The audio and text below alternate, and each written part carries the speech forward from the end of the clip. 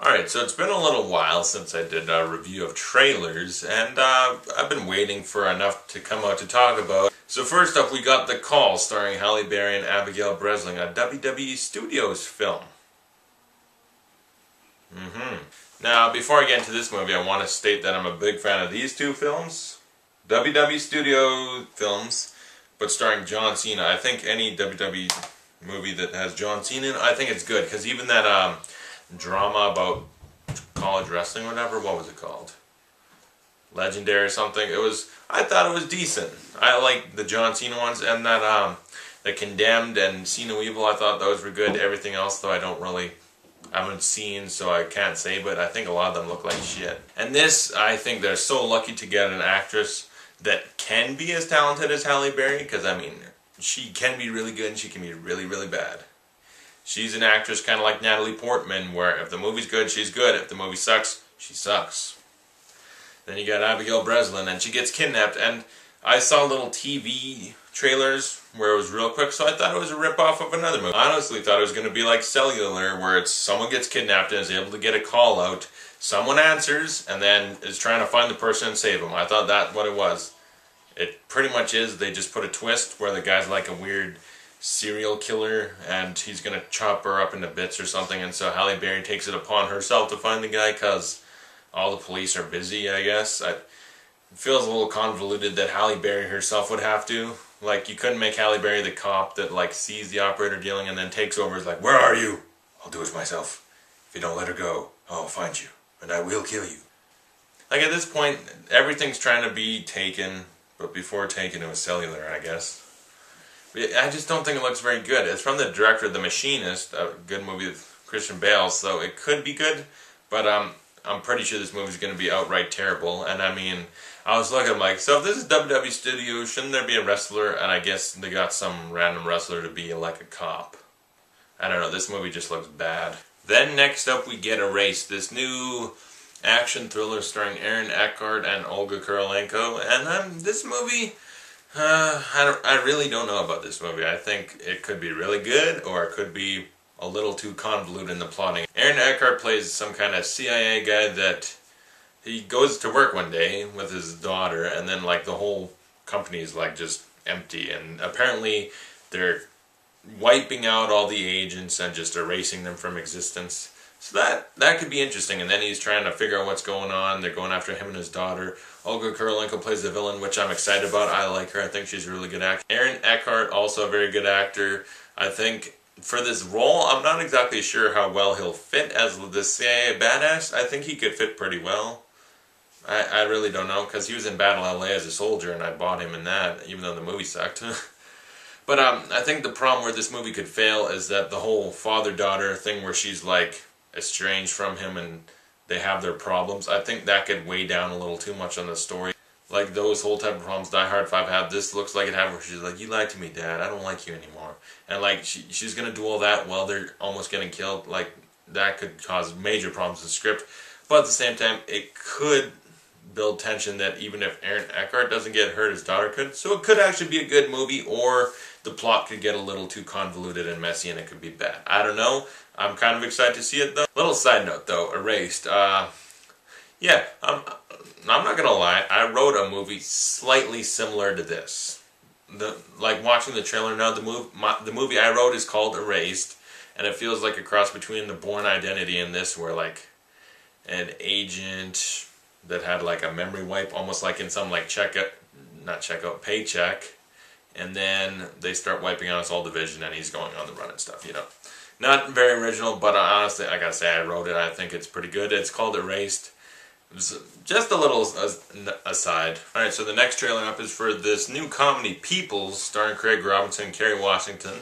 And it pretty much plays out kind of like Meet the Parents, where Craig Robinson and Kerry Washington are dating. He wants to propose to her, and then he ends up trying to do it when they're visiting her parents. Her dad really doesn't like him, and then drama and comedy ensues. And, you know, it looks like it could be funny. I don't know. I hope it doesn't feel too much like Meet the Parents. Like, the basic premise is similar, but hopefully the humor and all plays out different. It looks like it could be pretty funny.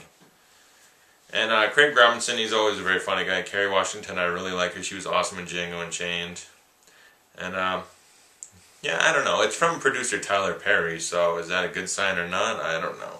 And the next one we got up looks actually really, really good. It's called The Reluctant Fundamentalist. It stars Riz Ahmed, Liev Schreiber, Kiefer Sutherland, and Kate Hudson. The story's about this Pakistani guy who comes to work for an American company as a fundamentalist or something, I guess.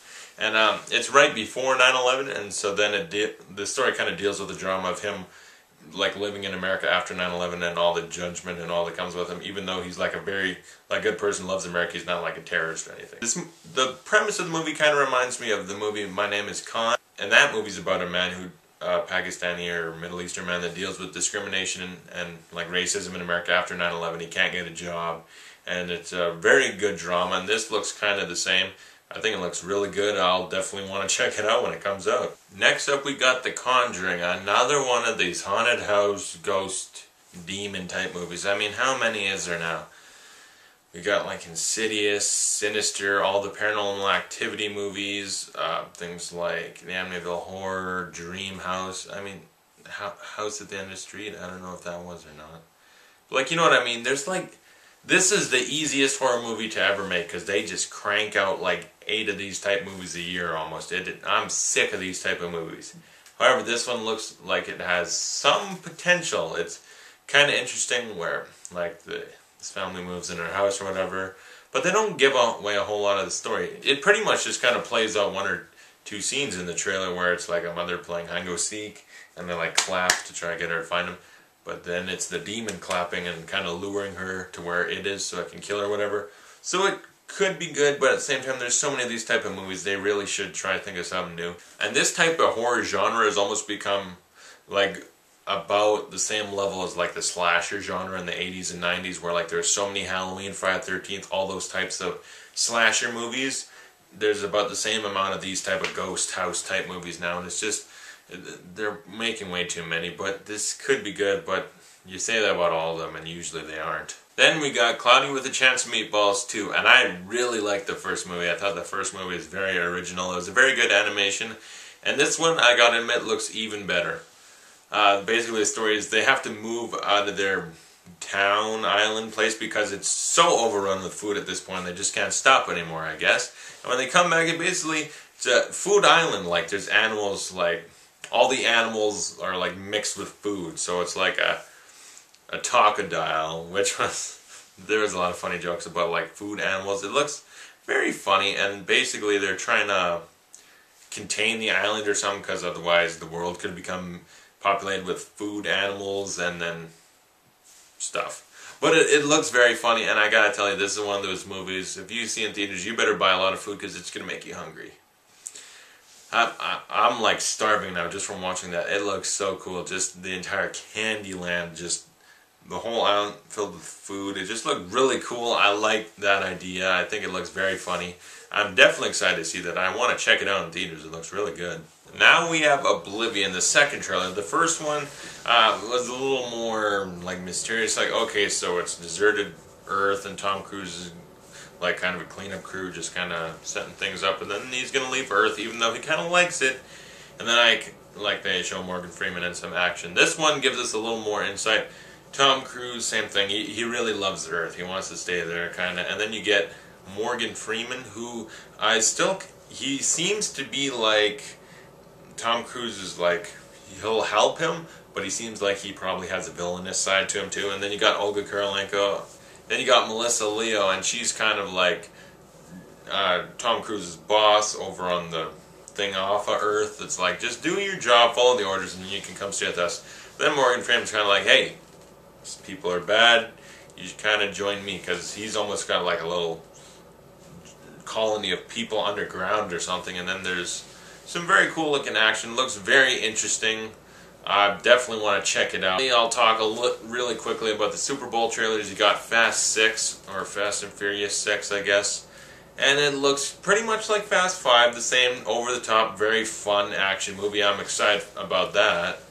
And the other ones, you know, I don't really care about the other ones. I mean, Star Trek, more of what we saw the last time. Great and Powerful Oz or whatever. I don't care. I know. It looks like it might be neat, but I just don't care. I don't like the idea. I think it seems weird because my memory, I remember Oz being just some old man behind a curtain that was weak and like he wasn't some great hero. Now they're kind of rebooting, saying no, he was a hero and saved Oz. Well, then they have to make a Wizard of Oz movie after or something. I don't know. I don't get it. I just don't like the idea. But if the movie's good, I'll check it out. But it looks like it could be just not. I just don't care. Then we get planes, and you know, I don't care. Disney at this point, what are you doing with these? Because I mean, Cars was good. That was like Pixar's level at that time. Like there wasn't Cars 2, and Brave recently was kind of a little below their level. Like they're good movies, Cars and Brave, but like not the level of Toy Story and Finding Nemo and all those. And now we got Planes just pretty much aping the whole Cars franchise, just trying to make the money Cars made them. It's just, I don't care. It just... Then we get Disconnect, and it's one of those multi-story movies, but it's not like one of those stupid romantic comedies, more of like Crash or something, where it's a drama with all these different stories that possibly intertwine. And I don't know how to describe it. It's a bunch of stories that have to do with like the internet world today. Like one of them is about Jason Bateman and his son, who I guess is getting harassed online or something. Then there's some stuff where like legal things going on. It doesn't like give anything away, but it makes you like kind of have a feel this is going to be like possibly a really, really good drama.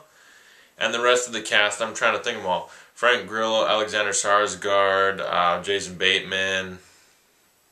I don't remember the kid's name, but the kid is off of Crazy Stupid Love. Paula Patton. There's just like a whole lot of people in the movie that are like good actors. I'm really excited to actually see it. It looks pretty good.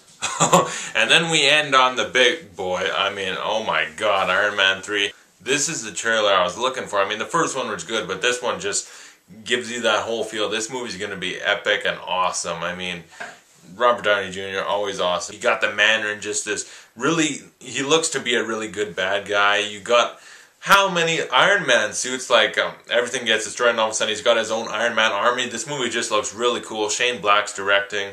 I think it's going to be awesome. Probably the best movie of the summer. I mean, unless Man of Steel is really awesome, but Iron Man 3 just looks fantastic. I can't wait for it. But yeah, like or subscribe if you like the video. Comment below, tell me what your favorite trailer was and what you thought of these trailers. What do you think of Iron Man 3? I think it looks badass. Thanks for watching. I'll see you guys later.